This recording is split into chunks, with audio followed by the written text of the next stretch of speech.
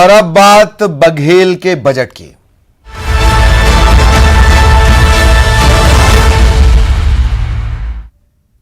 तो बजट का ऐलान हो गया है। बजट आप सबने सुना देखा अपने फेवरेट न्यूज 18 मध्य प्रदेश छत्तीसगढ़ पर चैनल पर।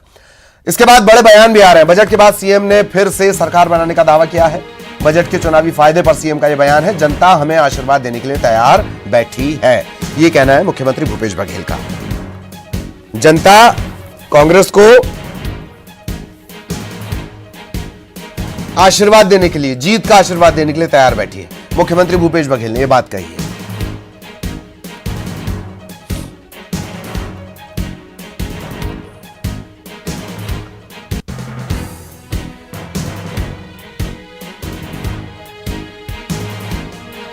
और भरोसे का बजट, छत्तीसगढ़ के भरोसे का बजट जिसे बताया जा रहा था, उसकी बड़ी बातें जान लीजिए फटाफट। 1,21,500 करोड़ का यह बजट है, पिछले साल की तुलना में 17% ज्यादा। कोई नया कर नहीं है। बेरोजगारी भत्ते का ऐलान है। 2,500 रुपए हर महीने बेरोजगारी भत्ता मिलेगा। एक और खास बात, इसकी मियाद तय है और इसकी योग्यताएं तय है। आंगनवाड़ी कार्यकर्ताओं का मानदेय बढ़ाकर 10,000 कर दिया गया है। विधवा परित्यक्ता पेंशन की राशि 300 से बढ़ाकर 500। सहायिकाओं को 5,000 प्रतिमाह मिलेगा। मिनी आंगनवाड़ी कार्यकर्ताओं को 7,500 का प्रावधान इसमें दिया गया है। मध्याह्न भोजन के जो रसोइये हैं, इनका वेतन बढ़ाकर 1,800 देने का ऐलान किया गया। गौठान समिति के अध्यक्षों को अब 750 रुपए प्रति महीना, ग्राम पटेल को 3,000 रुपए प्रति महीना, स्कूल के सफाई कर्मियों को 2,800 रुपए प्रति महीना। कन्या विवाह योजना की राशि 25,000 से बढ़ाकर 50,000 कर दी गई है। नवा रायपुर से दुर्ग तक लाइट मेट्रो चलाने का ऐलान किया गया है। नए स्वामी आत्मानंद स्कूल खोले जाएंगे। 4 नए मेडिकल कॉलेज हैं, इनके लिए 200 करोड़ खर्च करेगी सरकार। मरेंद्रगढ़, गीदम, जांजगीर, कवर्धा, यहां पर ये कॉलेज खोले जाएंगे। उद्यानिकी के लिए सेंट्रल ऑफ एक्सीलेंस बनेगा। शहरी इलाके में औद्योगिक पार्क की स्थापना होगी। नवा रायपुर में कृषि एवं किसान कल्याण भवन खुलेगा। नवीन उर्वरक और गुण नियंत्रक प्रयोगशाला बनाई जाएगी। होमगार्ड जवानों का मानदेय 6,300 से बढ़ाकर 6,500। ग्राम कोटवारों का मानदेय 6,000 तक बढ़ाया गया है। मितानिनों को अब 2,200 रुपए अतिरिक्त हर महीने। राजिम माघी पुण्य मेले के लिए भी ऐलान हुआ है। सुविधाओं और मंदिर के जीर्णोद्धार के लिए 20 करोड़ से ज्यादा। दूरस्थ इलाकों में मोबाइल मेडिकल यूनिट के लिए 5 करोड़। रायपुर अंबिकापुर में मानसिक अस्पताल बनेगा। शासकीय भवनों में रेन वाटर हार्वेस्टिंग सिस्टम लगेगा। बारिश के पानी को कैसे बचाया जाए, सरकारी दफ्तर अब ये बचाएंगे। सोलर सिंचाई पंपों के लिए स्थापना के लिए 600 करोड़। मुख्यमंत्री वृक्ष संपदा योजना प्रारंभ होगी। रायपुर, बिलासपुर, दुर्ग में नए साइबर थाने बनेंगे। सबसे ज्यादा साइबर क्राइम से जुड़े मामले छत्तीसगढ़ में। बैकुंठपुर में हवाई पट्टी बनेगी। बस्तर, रायपुर में तीरंदाजी खेल एकेडमी बनेगी। नारायणपुर में मलखंब एकेडमी बनेगी। रायपुर में अंतर्राष्ट्रीय बैडमिंटन खेल एकेडमी बनेगी। बस्तर में ही एडवेंचर स्पोर्ट्स एकेडमी बनेगी। इसके अलावा मुख्यमंत्री धरोहर दर्शन योजना का ऐलान। चंदखुरी में कौशल्या महोत्सव के लिए 10 करोड़। भोरमदेव मंदिर के पास आदिवासी संग्रहालय बनेगा। ये बड़ी बात है।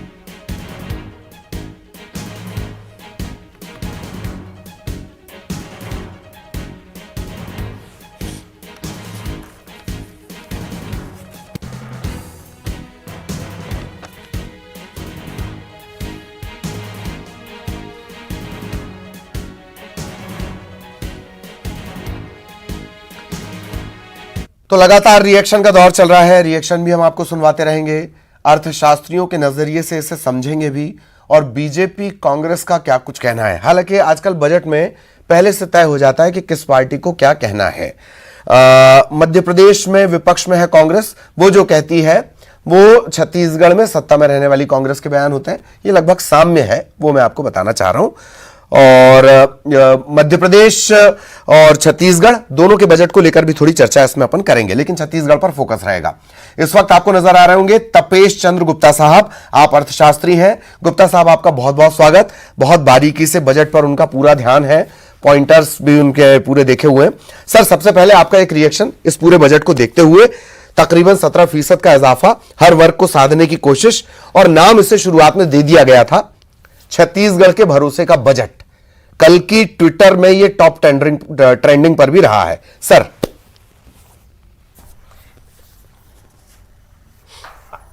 देखिए, हर बजट भरोसे का होता है। वह बात एक अलग है कि हेलो। जी सर, आपकी आवाज आ रही है, प्लीज। हाँ सर, हर बजट भरोसे का होता है, विश्वास का होता है, और जनता को उस चीज से अवगत कराते हुए मुख्यमंत्री जी ने एक नाम नए रखने की परंपरा प्रारंभ की बजट का। अब जहां तक बजट के प्रावधानों की बात है, इसमें गांव से लेकर शहर तक के प्रत्येक विकास को उन्होंने अपने प्राथमिकता के क्रम को ध्यान में रखते हुए बनाया। अपने चुनावी एजेंडे में जो उन्होंने घोषित करके रखा था कि बेरोजगारों को बेरोजगारी भत्ता दिया जाएगा, उन्होंने उसको दिया, उसको पूर्ति की।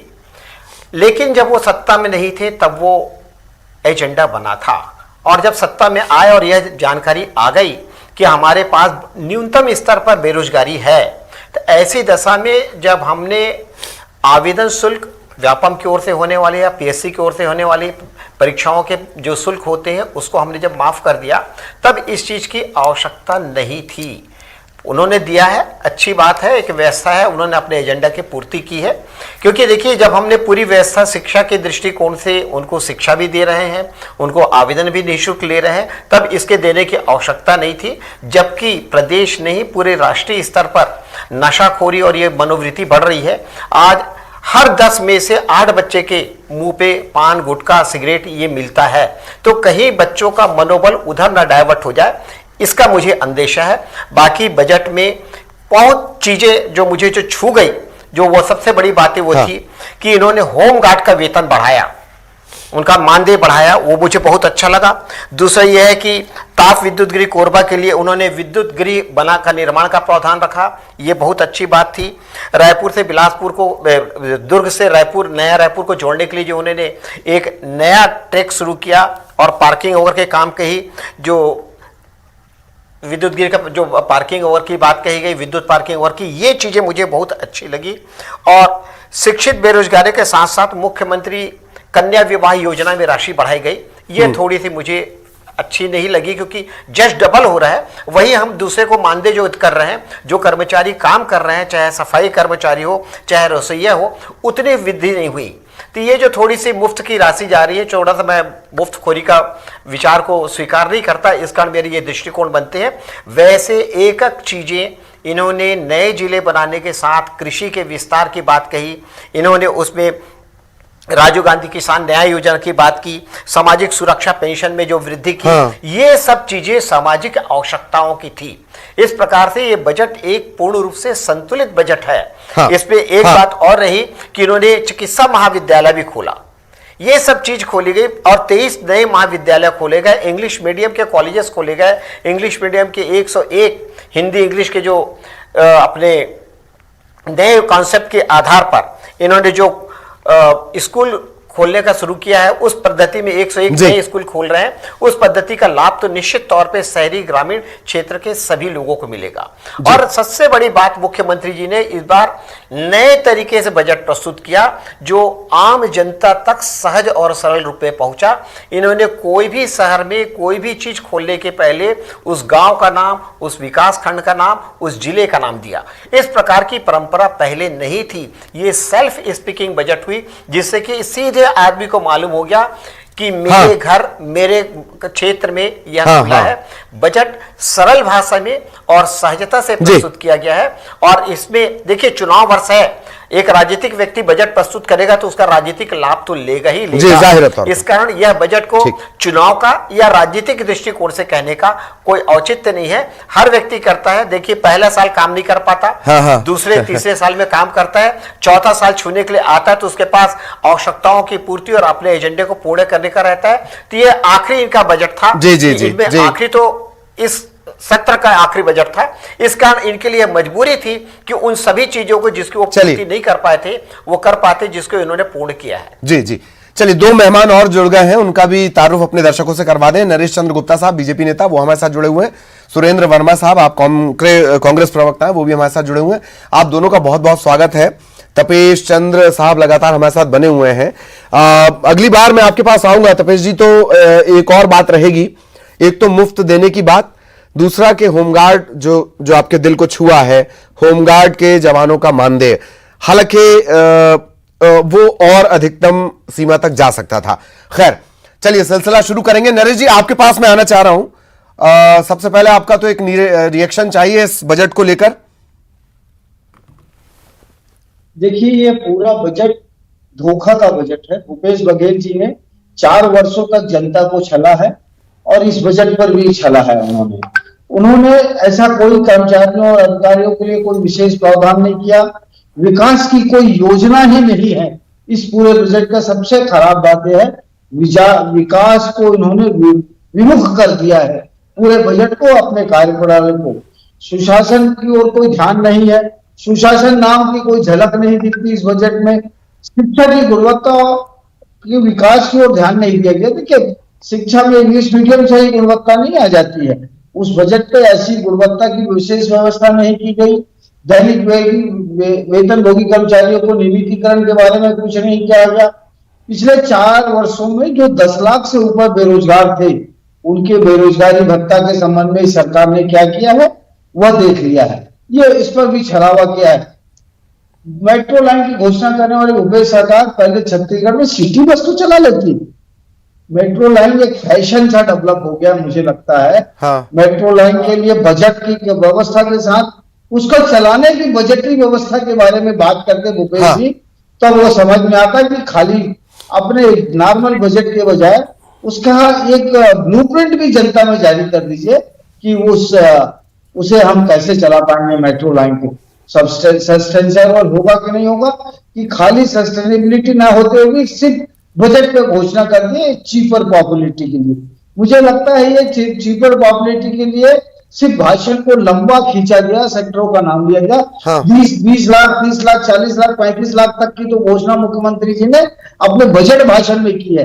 तो बजट भाषण को प्रोलांग किया गया, उसको भी एक नए स्वरूप बोलने के बजाय प्रोलांग करके बोला गया। हाँ हाँ जी। ये पूरा फरेब का बजट है, जनता को धोखे देने वाला बजट। जी जी, आपने ब्लूप्रिंट का जिक्र किया, पर आजकल तो ये चलन है, आम बजट से लेकर राजस्थान का देख लीजिए, यूपी का देख लीजिए, मध्य प्रदेश का देख लीजिए, राजस्थान का देख लीजिए, ब्लूप्रिंट मानो गायब सा हो गया है। नरेश जी, ये मैं तो अपने प्रदेश के बारे में बताता हूँ। ब्लूप्रिंट क्या है इस पर मुझे ये बताइए। आपने एक छोटा सा एग्जांपल ले रहा हूं इस पूरे बजट में, मेट्रो। आपने मेट्रो के लिए बजट में प्रावधान किया है, लेकिन मेट्रो का ब्लूप्रिंट तो जारी कर लेते, उसका एनालिसिस तो जनता को बता दीजिए कैसा आपका चलेगा, ये सस्टेनेबल होगा कि नहीं होगा। जी। ये सिर्फ दिखावे के लिए बातें हैं, ठीक, और करना कुछ नहीं है इन्होंने। जी जी जी। चलिए, लगातार सुरेंद्र जी भी हमारे साथ जुड़े हुए हैं। सुरेंद्र जी, 1,21,500 करोड़ का बजट दिखावा है, फरेब है, छल है, इस तरह की बातें विपक्ष की तरफ से। Please Surendra ji. Lalit ji, Bharatiya Janata party के लिए निराशा का बजट हो सकता है, लेकिन ये केवल चुनावी नहीं है, आम जनता की समृद्धि का बजट है, छत्तीसगढ़ की खुशहाली का बजट है, और ठोस अर्थव्यवस्था की नींव भूपेश बघेल जी ने इन 4 सालों में रखा। ये ऐतिहासिक इसलिए है कि यह लगातार तीसरी बार राजस्व आधिक्य का बजट है। ये बार बार अनर्गल आरोप लगा रहे हैं। मानते हैं कि वृद्धि केवल होमगार्ड में नहीं हुई, आंगनबाड़ी की सहायिका, आंगनबाड़ी की कार्यकर्ता, महिला बहनें जो स्वास्थ्य, ग्रामीण विकास और तमाम सरकार की योजनाओं को घर घर तक पहुंचाने का काम करते हैं, उनके मानदेय में वृद्धि हुई है, मितानिनों के मानदेय में वृद्धि हुई है, कोटवारों के मानदेय में वृद्धि हुई है, जो ग्राम पटेल होते हैं उनको भी 3,000 रुपया किया गया है। और ऐतिहासिक रूप से मैं समझता हूं ललित जी कि जो होमगार्ड के जवान है 6,300 से 6,400 की एक मुश्त बढ़ोतरी आज तक कभी नहीं हुई। और जो बजट को ये काल्पनिक बताते हैं, भ्रामक बताते हैं, ये छत्तीसगढ़ का इतिहास है। हम पिछले 23 साल की बात करें ललित जी, तो सबसे ज्यादा वृद्धि जो ग्रोथ बजट में दर्ज की गई वो भी कांग्रेस सरकार में। आपको याद होगा, कांग्रेस की जो पहली सरकार थी उसका आखिरी बजट था, उसमें 35% की ग्रोथ थी। और सबसे कम का जो रिकॉर्ड है वो रमन सिंह का रिकॉर्ड है। रमन सिंह का जो पहला बजट है जिसमें मात्र 1% का ग्रोथ था। और जिस प्रकार से लगातार पिछले 3 महीने से आपको याद होगा जिस झूठ को फैलाने का ये काम कर रहे हैं जी, बजट में एक्सपोज किया गया है। बिंदु क्रमांक 94 आज के बजट में है, जिसमें पीएम आवास को लेकर 3,238 करोड़ का प्रावधान किया गया है। उसमें बड़ा स्पष्ट है, जो 10 लाख आवास स्वीकृत किए गए थे वो 2023-24 तक का था, उसमें 8,42,000 आवास पूरे हो चुके हैं, 8,42,289। बाकी के तो 2,30,000 बच्चे हैं, उसके लिए भी राजस्व का प्रावधान कर दिया गया, जो आगामी वर्ष में 1 अप्रैल से शुरू होने वाले वित्त वर्ष में होगा। तो भारतीय जनता पार्टी पूरी तरह से एक्सपोज हो चुकी है, ये मुद्दाविहीन हो चुके हैं। जो शिक्षित बेरोजगारों का ये अभी बात कर रहे थे, 10 लाख बेरोजगार, इनके समय में याद करें सितंबर 2018 में 20.2% था बेरोजगारी दर, जो पिछले 10 महीने से 1% से कम है। और ये इनके समय में पंजीकृत बेरोजगार रोजगार करने में 35 लाख से ज्यादा थे। अभी ये खुद ही आरोप लगा रहे हैं, उसमें 10 लाख कह रहे हैं। तो उनको भी जो बेरोजगारी भत्ते का प्रावधान है, जो महत्वपूर्ण योजना छत्तीसगढ़ में किसानों के लिए है, राजीव गांधी किसान न्याय योजना, जिसके माध्यम से बिना किसी भेदभाव के लेने की, जिनका जितना रकबा उतना उनकी हिस्सेदारी 9,000 और 10,000 रुपया प्रति एकड़ जो इनपुट सब्सिडी दी जा रही है, उसके लिए 6,800 करोड़ का प्रावधान इस बजट में है। सामाजिक सुरक्षा को लेकर 43% की बढ़ोतरी, सीधे 500 रुपए प्रति माह की बढ़ोतरी की गई है। निश्चित रूप से ये आम जनता को समर्पित बजट है। राजीव गांधी भूमिहीन कृषि मजदूर न्याय योजना के लिए भी अब ग्राम पंचायत के साथ साथ जो नगर पंचायत है, उसको उनके क्षेत्रों को भी शामिल किया गया है। ठीक। बात ये निकल कर आ रही है, शराबबंदी, कर्मचारियों का नियमितीकरण, कर्मचारी जो लगातार नाराज रहे हैं और ये कुछ अछूते से रहे। सुरेंद्र जी, मैं आपके पास आऊंगा, पहले तपेश्वर मैं आपके पास आना चाह रहा हूं। मैं पिछले साल के बजट के हिसाब से सवाल कर रहा हूं। तकरीबन 400 करोड़ का सिर्फ ब्याज है हर महीने। ऐसे में मजबूत अर्थव्यवस्था का आधार, जैसे कि हमारे जो कांग्रेस के हैं सुरेंद्र जी, वो कह रहे हैं, क्या वाकई ये मजबूत अर्थव्यवस्था का आधार बनेगा? हालांकि आजकल कर्ज लेना विश्वसनीयता के तौर पर दिखाया जाता है सभी राज्यों के द्वारा, पर छत्तीसगढ़ का जितना आंकड़ा है पिछले साल के बजट के लिहाज से 400 करोड़ तो तकरीबन सिर्फ ब्याज है। जी तपेश जी।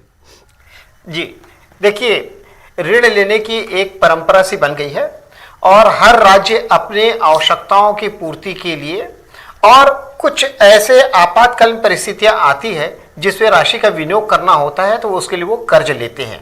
हाँ। कुछ पूंजीगत निर्माण के लिए होता है, कुछ समाज कल्याण के लिए होता है। बस संयोग ये है कि हमारी सरकार ने यह कर्ज उसके लिए लिया है जिसमें कि हमने समाज कल्याण के कार्यों पर व्यय किया है। एक्चुअली यह भार इतना नहीं आता जो हम कृषकों का जो ऋण मुक्ति का अभियान चलाए, हमने जो उनके समर्थन मूल्य को लेके बढ़ाया, ऐसे कई सारे कल्याणकारी योजनाएं बढ़ाए जिसके कारण कर्ज हुआ। तो कई बार कर्ज अच्छे होते हैं, इस बात का मैं प्रयोग करूंगा, जैसे दाग अच्छे होते हैं तो वैसे मैं कहता हूं कुछ एक बार कर्ज अच्छे होते हैं, पर हमको आय के स्रोतों को स्थापित करना होगा। अगर आय के स्रोत नहीं बढ़ेंगे तो हमको यह कर्ज भारी महसूस होगा। बाद में हम कल्याणकारी योजनाओं के लिए व्यय किए हैं, उन कल्याणकारी योजनाओं में कटौती करनी पड़ सकती है। इस कारण सरकार को जल्दी से जल्दी ऋण को चुकाने की कोशिश करनी चाहिए। इसलिए तो मैंने कहा आपको पहले भी कि जो मुफ्त की योजनाएं हैं इसमें पहले से ही हम कटौती करके सतर्क हो जाएं। और आपने जैसे एक चीज कहा था कि होमगार्ड के जवानों की राशि में ज्यादा वृद्धि नहीं हुई है, पर मैं तहे दिल से ये चाहता हूं कि जितने वो संकट के समय हमें सहयोग करते हैं, उसके अनुपात में उनको वह राशि नहीं मिलती है और वो राशि और बढ़ाई जानी चाहिए थी।